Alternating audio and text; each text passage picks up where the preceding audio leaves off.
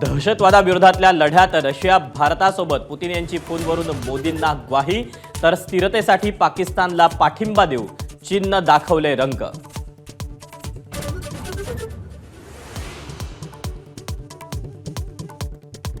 भारतानं पाकिस्तानचं पुन्हा दाबलं नाक, चिनाब नदीवरील बगलिहार धरणाचे दरवाजे अचानक केले बंद, गाळ उपशाचं दिलं कारण, चिनाब कोरडी झाल्यास पाकिस्तानातील पंजाबची पाणी कोंडी।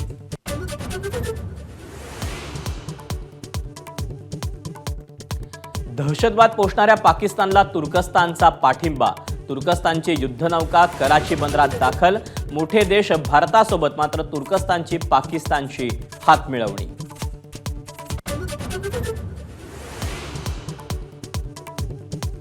पाकिस्तानी लष्कर प्रमुख असीम मुनीर यांचा शहबाज सरकारवर नियंत्रण आणण्याचा प्रयत्न, सरकारवर लावले भ्रष्टाचार परिवारवादाचे गंभीर आरोप, पाकिस्तानातल्या विविध संस्थांवर मुनीर यांनी पेरली विश्वासातली माणसं।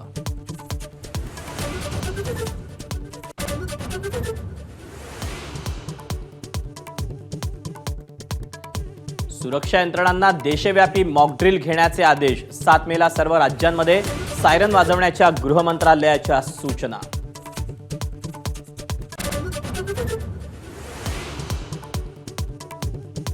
लोकसभेचे विरोधी पक्षनेते राहुल गांधी पंतप्रधान नरेंद्र मोदींच्या भेटीला, नव्या सीबीआय संचालकांच्या निवडीसाठी पंतप्रधान कार्यालयात बैठक।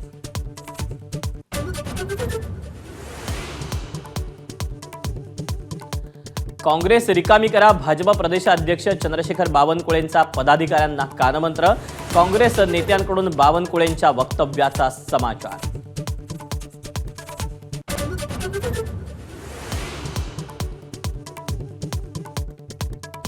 अक्षय शिंदे एन्काउंटर प्रकरणात राज्य सरकारला मोठा दिलासा, नव्यानं एफआयआर दाखल करण्याची गरज नाही, सुप्रीम कोर्टाचा निर्वाळा, याचिका निकालात।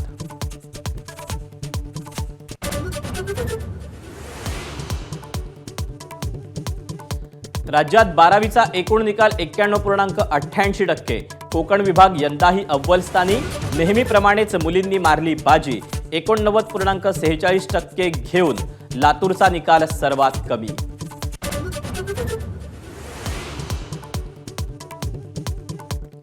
नाशिक जिल्ह्यातील मालेगाव आणि पानेवाडीमध्ये वादळी वाऱ्यासह गारपिटीचा फटका, कांदा पीक आणि बियाणांचं मोठं नुकसान, तर जालन्यात वादळी वाऱ्यासह जोरदार गारपीट।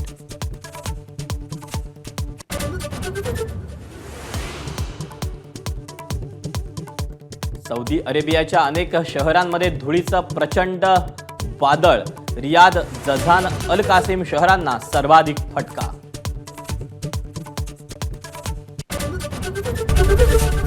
एबीपी माझा, उघडा डोळे बघा नीट।